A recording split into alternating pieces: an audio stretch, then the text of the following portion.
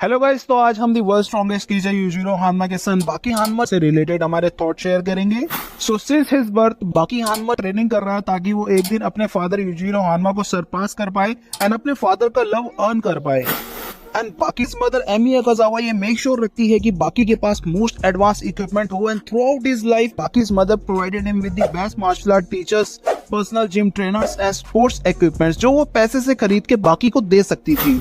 Soon after that बाकी traditional training को छोड़कर अपने फादर की रूथलेस ट्रेनिंग को चुन लेता है एंड इस बात में उसे बहुत पावरफुल फाइटर्स मिलते हैं। इवेंचुअली बाकी फाइट करता है अपने फादर से एंड वो अपने फादर से हार जाता है विदाउट अ चैलेंज। बाकी अपना बेस्ट देता है बैटल में but he had no chance at all against his father. उसका कोई भी अटैक यूजिरो पर कोई भी इफेक्ट नहीं कर पा रहा था। नेवरदलेस यूजिरो बहुत ही ज्यादा सेटिस्फाइड था अपने बेटे की कॉम्बैट लेवल को देखकर। When Yujiro Hanma starts punching, बाकी की बॉडी ग्राउंड पर गिरकर क्रश होने लगती है। यूजिरो हानमा अपने पंचेस को बिल्कुल नहीं रोकता बाकी के बेहोश होने के बावजूद भी।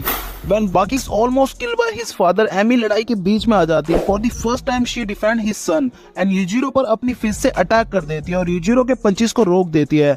Her act of courage save Baki's life, but unfortunately Emi is murdered by Yujiro हानमा।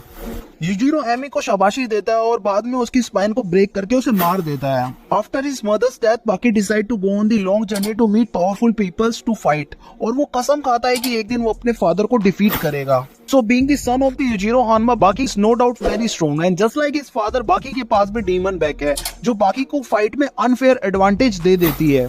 So basically जब हानमा बड़े होकर बहुत स्ट्रॉन्ग हो जाते हैं then they can flex their muscle in a way जो रिजेंबल करता है डीमन फेस को। डीमन फेस ग्रांट करता है यूजर को virtually super human strength and power. जो भी हानमास की डीमन बैक को देख लेता है वो हानमास से डरने लग जाता है।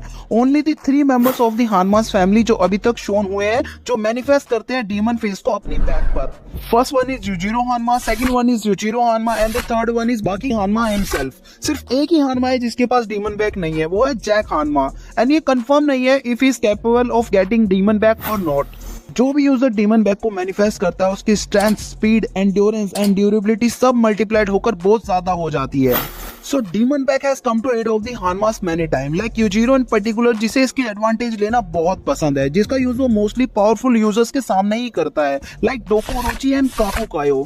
कुछ इस चीज को अनफेयर समझते हैं but it is part of his technique. Because of this Yujiro इसका यूज कभी भी किसी के साथ भी कर सकता है जब भी वो चाहे। On the other hand bucket is far more reserve about using this genetic gift. वो सोचता है कि ऐसा करना पोटेंशियली बहुत ज्यादा इमोरल होगा।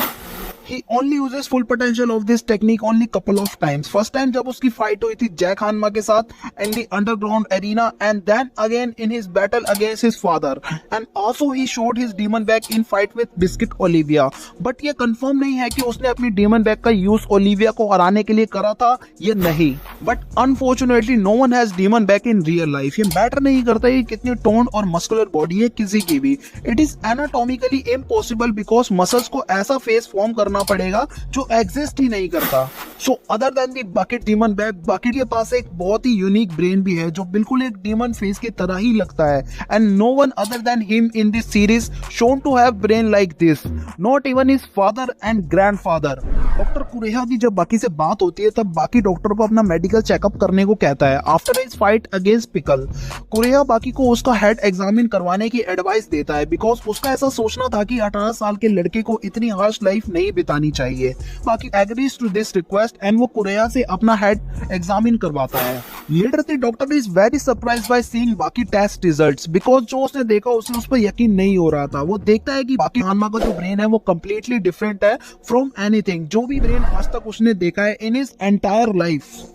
So it's turn out that बाकी की ब्रेन का जो फ्रंट है उसकी शेप बिल्कुल एक टेरिफाइंग डीमन के फेस की जैसी है। आफ्टर द फाइंडिंग कुरेहा अपने फ्रेंड को कॉल करता है जो होते हैं मोगी और इमीडिएटली मिलने के लिए बुलाता है।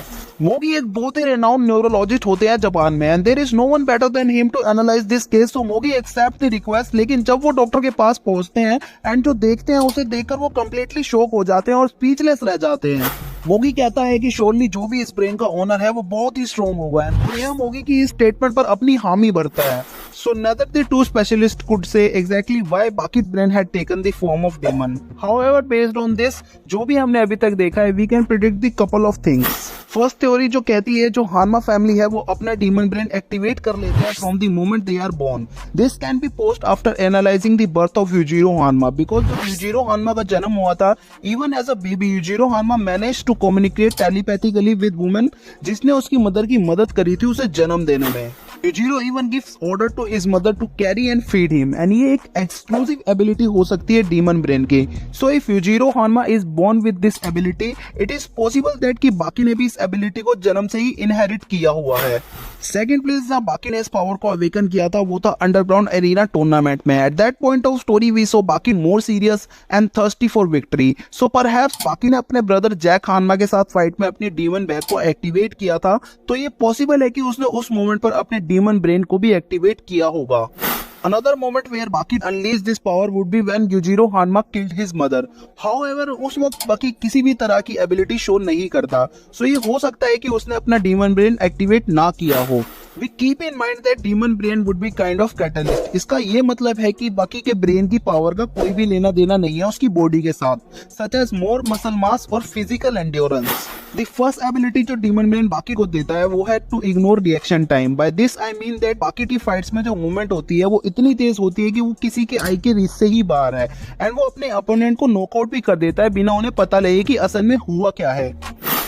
बेसिकली ये डीमन ब्रेन ही है बाकी की सिग्निफिकेंट ग्रोथ का कारण, because it provides a much faster reaction time to Baki in fights. Also ये शायद रीजन भी हो सकता है बाकी की इंसेन इमेजिनेशन का during the fights. So the brain is only exclusive to Baki, as हमने अभी तक किसी और कैरेक्टर को डेमोनिक ब्रेन यूज करते नहीं देखा है। And the hand to hand combat techniques use by Baki बहुत यूनिक है, जो डेवलप और एक्सपेंड हुई है throughout the series. Baki का combat style clearly includes mix martial arts, karate, pro wrestling, judo and movement of his previous rivals and opponents, जो obtain हुए हैं बाकी की ट्रेनिंग और उसकी क्रिएटिविटी और उसके एक्सपीरियंस से। बाकी जाना जाता है उसके अनयूजुअल ट्रेनिंग मेथड्स की वजह से, which include shadow boxing while imagining that कि उसका अपोनेंट सच में उसके सामने है। दिस अलाउज बाकी की वो किसी भी अपोनेंट का मूव इंस्टेंटली प्रेडिक्ट कर सकता है, एंड ऑल्सो वो अपने अपोनेंट्स की वीकनेस को भी स्पॉट कर लेता है much before the combat. Despite being not able to master any style of combat, instantly उसके फादर की ही तरह बाकी भी बहुत फास्टली चीजों को सीख लेता है compare to others, and coupled with his imagination he become nearly equal to Yujiro हानमा।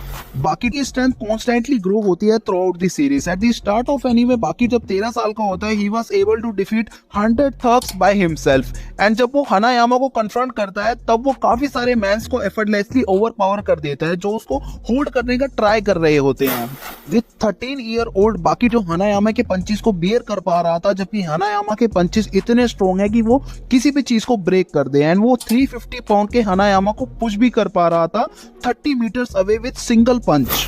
And 17 years old Baki already Tokyo Dome का चैंपियन बन चुका है। ऑल्सो इन द बिगिनिंग हमने बाकी को 320 पाउंड्स की बेंच प्रेस करते हुए भी देखा है, as he never stops getting stronger throughout the series. तो उसके लेवल ऑफ स्ट्रेंथ को कंफर्म करना बहुत ही मुश्किल है। बाकी तो सिर्फ 17 साल का है, shown much improvement while in the gym class. वो सिर्फ 2 सेकंड में 10 पुलअप्स कर देता है और साथ ही में पुल बार को भी ब्रेक कर देता है और जंप कर देता है 20 फीट दूर अपनी स्टैंडिंग पोजीशन से। And also effortlessly dodged thugs weapon जिसमें एक स्टोन भी बंधा हुआ था, एंड इवन वो एक थग के हाथ से नाइफ भी ले लेता है बिना उसे पता लगे। जब बाकी को यानागी ने पॉइजन किया था उसके बाद बाकी ने चाइनीज टूर्नामेंट में हिस्सा लिया और अपने पॉइजन को क्योर कर लिया। After that Baki easily defeat Shin Sekako in 2 seconds बिना अपने अपोनेंट को पता लगे। It should be noted that कि दिस टाइम बाकी को हम कंसीडर कर सकते हैं strongest character in the series with his speed, stamina, techniques and being superior to almost everyone. Eventually वो ओलिविया के साथ फाइट करता है एंड वो उसे इतना हार्ड किक करता है कि ओलिविया उड़ने ही लग जाता है, and even Baki was able to stand up जबकि ओलिविया ने उसे कंक्रीट की दीवार के आर पार ही कर दिया था in the floor of prison. He was able to knock out Olivia by utilizing 0.5 seconds, तब जब ओलिविया लड़ने के लिए तैयार ही हो रहा था। बाकी वे स्टैंड कर पाता है पिकल के साथ in the test of strength attack, जिसमें वो एक दूसरे पर बिना रुके पंचेस करते हैं, जबकि पिकल उसे अपना राइवल ट्राइसेरोटॉप्स समझकर लड़ रहा होता है। बाकी पिकल को नॉकड आउट कर देता है with his 2 moves using double leg kick and high roundhouse kick to Pickle's face.